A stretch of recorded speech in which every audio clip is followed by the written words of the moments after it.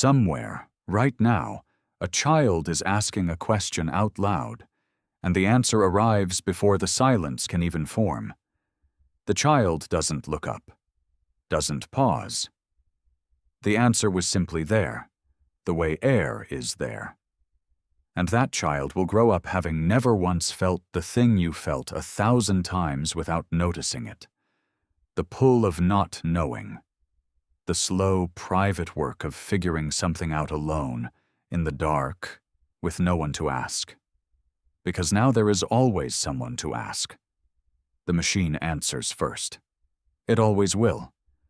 We taught our children to walk, to read, to ride a bike with our hand on the seat until the moment we let go. And now we are handing them something we ourselves never had as children. A mind outside their own that thinks faster, knows more, and never once gets tired of being asked. We call it a gift. And it is. But every gift quietly teaches the hands that receive it. And this one is teaching an entire generation that thinking is something you request, not something you do. You're watching cold static. One question.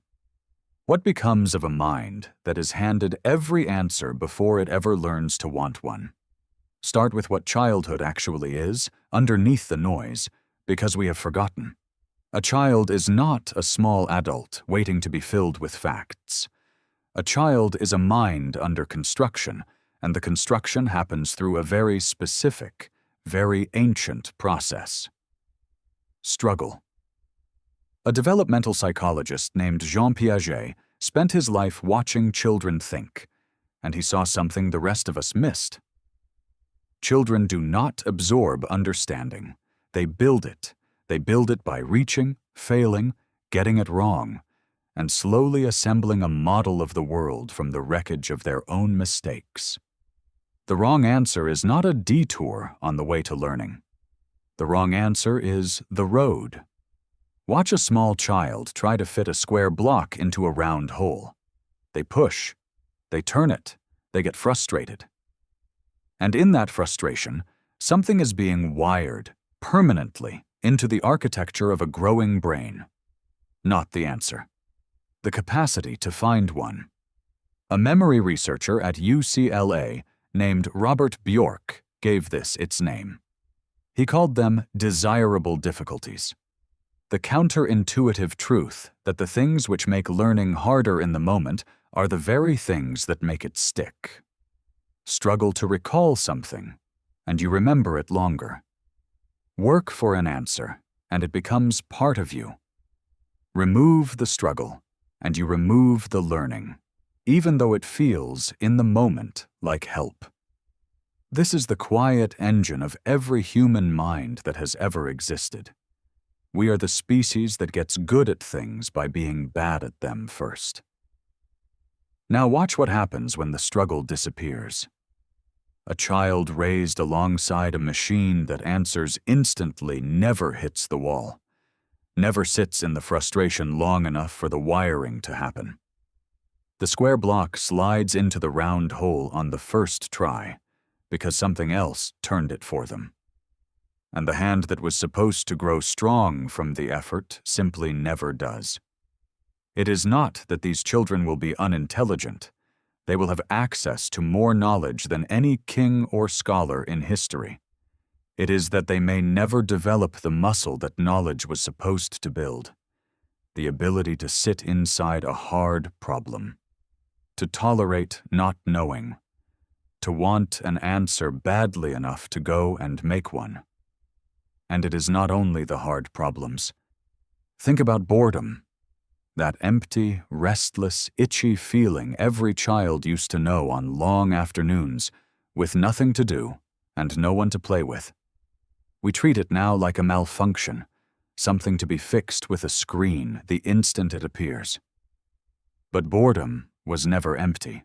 Boredom was the soil. It is the uncomfortable silence in which a child's mind, finding nothing outside to grab onto, finally turns inward and begins to invent.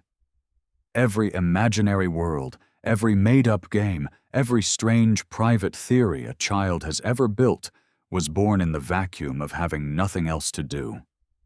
A child who is never bored is a child who is never forced to become interesting to themselves. And the machine is very, very good at making sure no one is ever bored again. There is something even deeper being lost, and a scientist named Patricia Kuhl found it hiding in the way babies learn to speak. She discovered that an infant can learn the sounds of a new language from a living human being in the room, but learns almost nothing from the same lesson played on a screen. The human face, the eyes, the back and forth of real attention.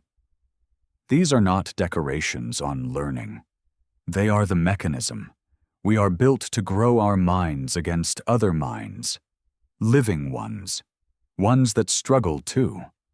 So what happens when the first teacher a child reaches for is not a person, but a patient, tireless, frictionless voice that has never been confused about anything in its life? Pull back, because this is not really a story about technology. It is a story about inheritance. Every generation of humans has handed the next one a world and a set of tools for surviving it: fire, language, the wheel, the book. And always, always, the child still had to climb the same mountain their parents climbed, because the climbing was the point. The tools changed. The struggle did not. You could inherit a sharper axe, but no one could inherit the strength it took to swing it. That is the line we are crossing now. For the first time, we are not handing our children a better tool for thinking. We are handing them a substitute for it. A mind that will do the climbing so they never have to feel the mountain at all. A psychologist named Sherry Turkle, who has spent decades watching people and their machines, warns that we are raising a generation fluent in getting answers and starving for the harder, slower thing underneath. The capacity to wonder, to be uncertain, to sit with another person or with a problem, and not reach immediately for the device that ends the discomfort. And here is the part that should sit heavy. The child will not feel the loss. There is no alarm that sounds when a mind grows up smaller than it could have been. They will simply have a thinner inner world, and they will never know it was meant to be vast, because the only people who remember the vastness are us, the ones who grew up climbing. Go all the way out for a moment, 4 billion years of life on this planet, and the single strangest thing it ever produced was a creature whose children take nearly 2 decades to finish growing a mind. We are slow on purpose. That long, clumsy, struggling childhood is not a flaw in our design. It is the design.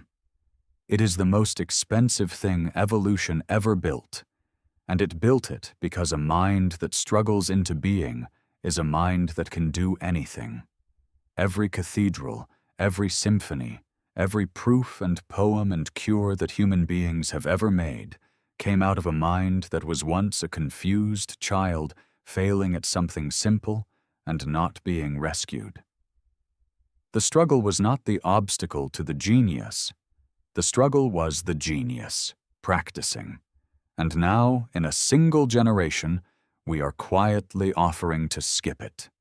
Come back down. To a kitchen table, a child with a question, and you holding a device that could answer it in half a second, and the old, almost forgotten instinct rising in you to do something harder instead. To say, I don't know. What do you think? Here is where I am supposed to tell you to throw the machines out of the house. I won't. That world is already gone, and your children will live in this one, not the one you grew up in. Pretending otherwise doesn't protect them. It just leaves them unprepared. The clarity is smaller and harder, and it is yours to carry. You do not have to keep the machine away from your children. You only have to make sure they still learn how to struggle before it teaches them they never have to. Let them be bored. Let them be wrong. Let them sit with a question overnight before anyone, human or machine, hands them the answer. Let them feel the square block refuse the round hole, and the slow triumph of finally turning it themselves. Protect the struggle, because the struggle is where the mind is made. Your children will inherit a world that thinks for them. That much is already decided.